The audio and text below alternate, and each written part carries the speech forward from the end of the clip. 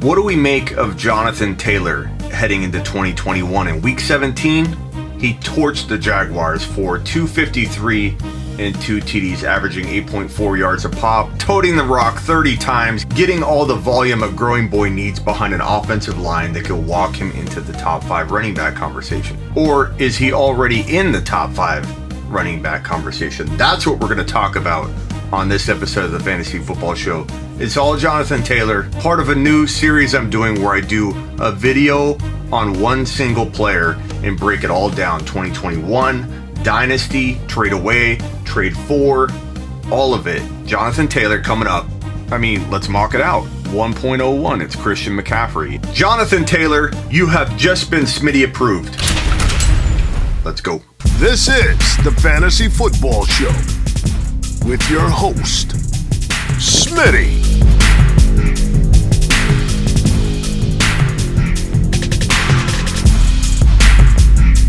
Top 5 running back. You're watching the Fantasy Football Show. I'm Smitty.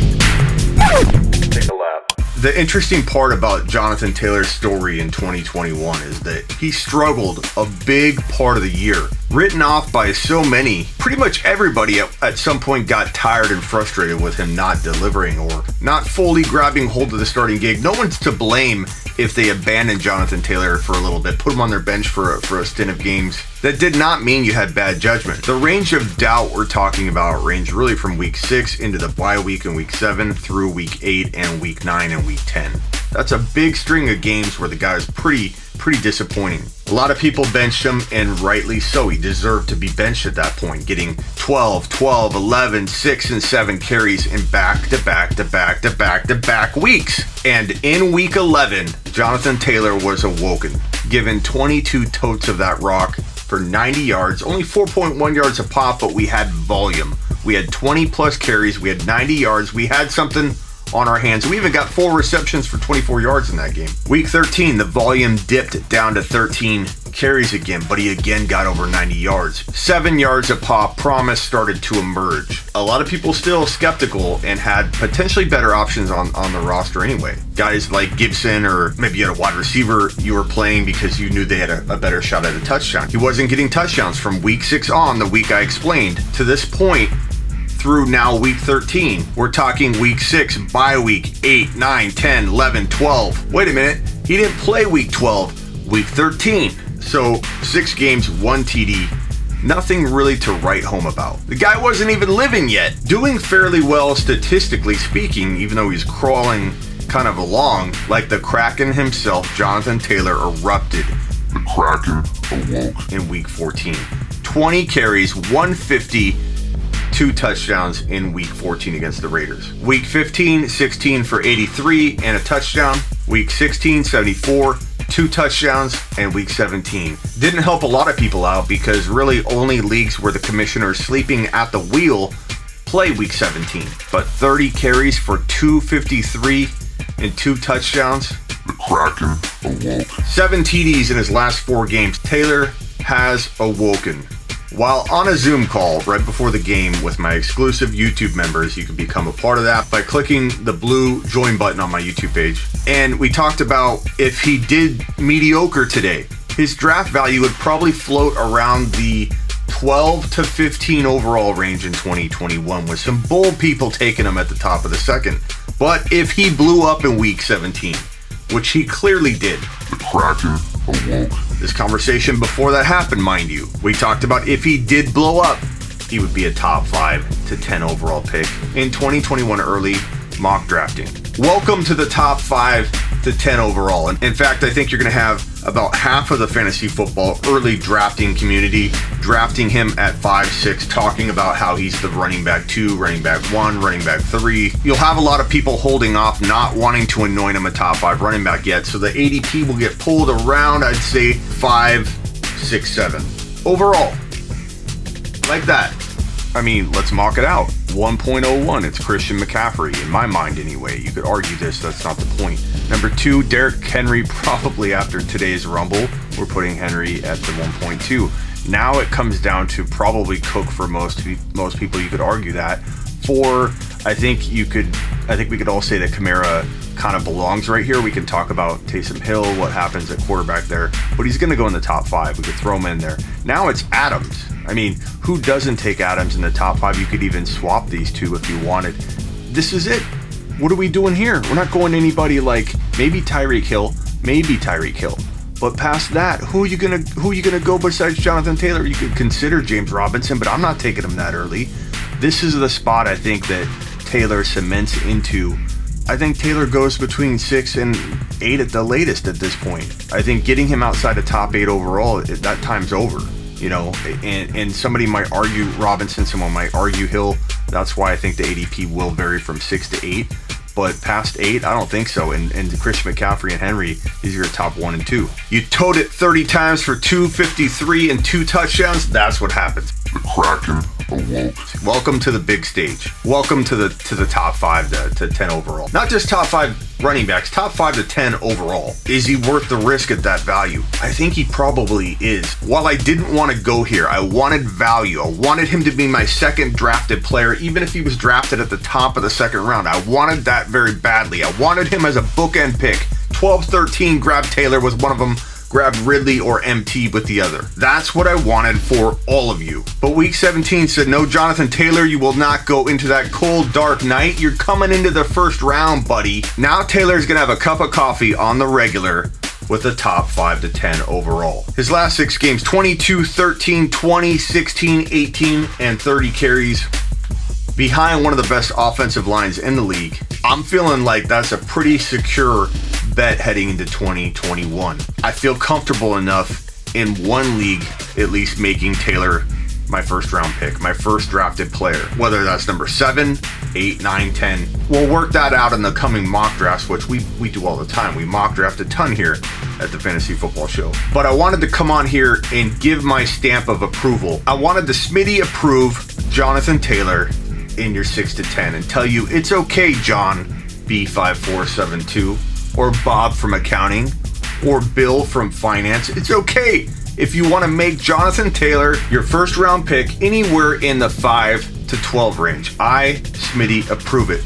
Jonathan Taylor, you have just been Smitty approved in the 5 to 10 overall range heading into 2021. One season in the books, only 202 carries, and surprisingly 35 receptions for 298 and 1 TD. Not too bad for a guy we didn't think would get any receiving volume, and not too bad for a guy, again, that didn't get kickstarted until literally double-digit weeks. In almost every one of your formats, Taylor was the number 5 or number 6 running back in all of fantasy football, and he didn't get the volume until double-digit weeks. That's crazy. Volume heading out of the 2020 season gives me a lot of confidence that they love him. They're ready to turn the reins over. They already have, and I have no issues or worries about cloudy carry workload situations heading into 2021 for Taylor. Locking him into parallel values, whether it be redraft or dynasty, so top 5 to 10 in both. Now, I don't recommend everybody go chasing the value, like, oh my god, the guy's a top 5 to 10 running back, I missed out, I need to go buy him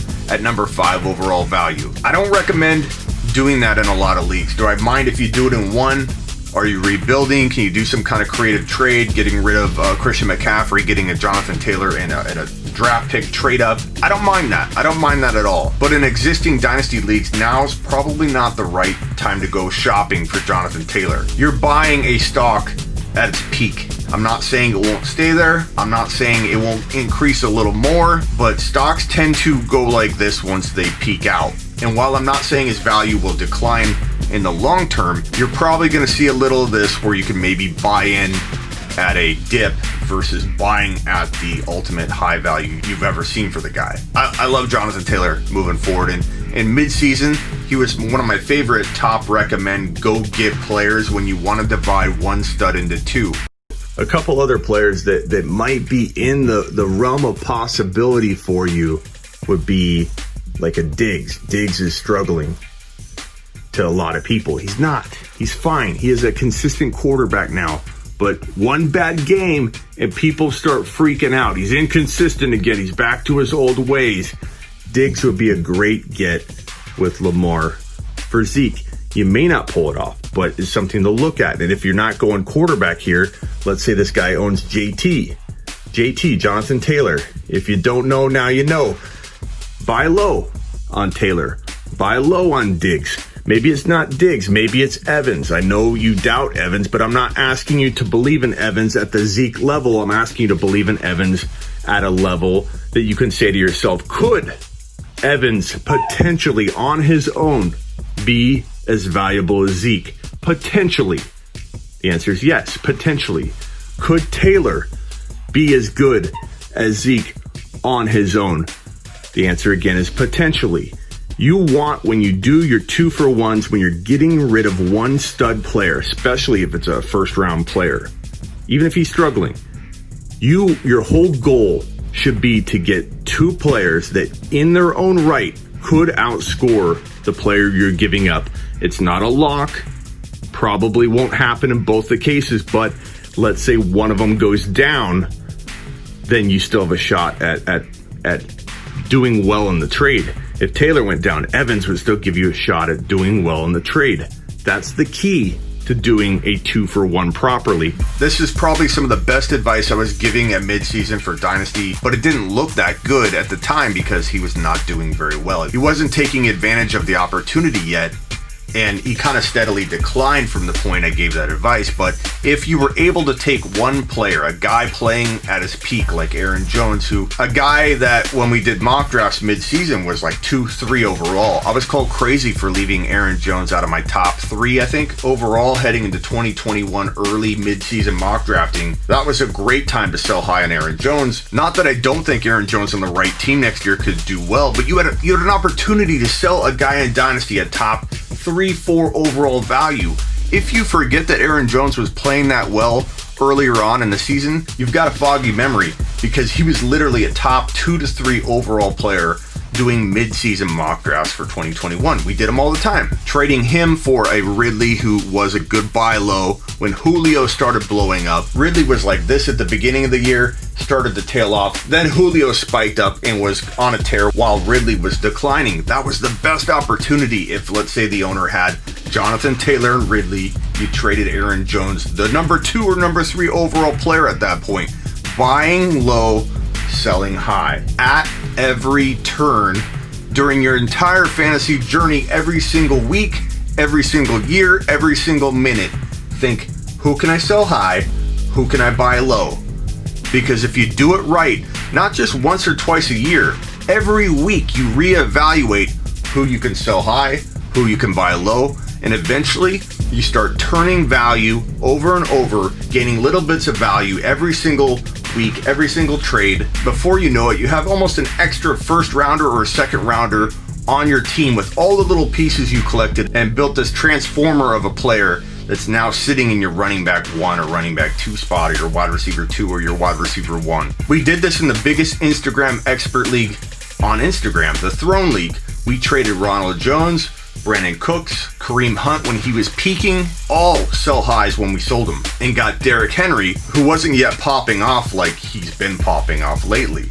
Well, if you made a trade with people like that, I'd love to play in your league. Probably the dumbest comment I get is when someone says, "Can I play In your league? Oh my God, I could have done that. if you pulled that trade off, I could dominate your league."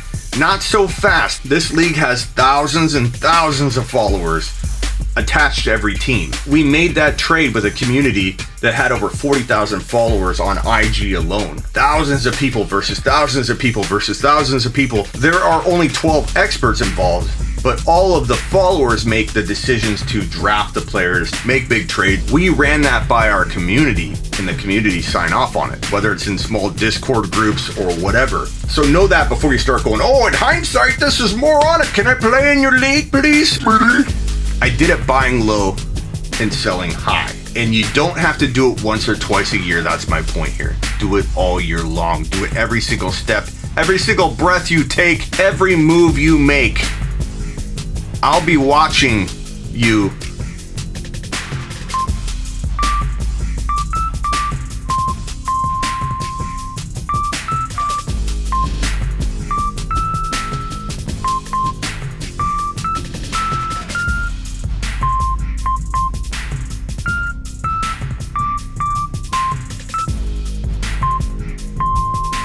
And tell your friends, tell your grandma, tell everybody about the show. Tell me what player you want me to focus on in the next series, a series where I focus on one player at a time, talking about the redraft and dynasty value heading into 2021. And get on over to my new newswire at sleeperu.com. Get your news from me. Fantasy news with a dynasty and redraft twist at every single turn. Every news post I do has a mix of redraft and dynasty. What's better than that? Tell me why you wouldn't get I'd like to know in the comments. Tell me why you wouldn't get your news from me if I'm talking dynasty and redraft every single piece of news I have. Not to mention, you can sort it and filter it by bold predictions, rookies, 2021 outlooks, sortable, dynasty, redraft, brand new, sleeperu.com.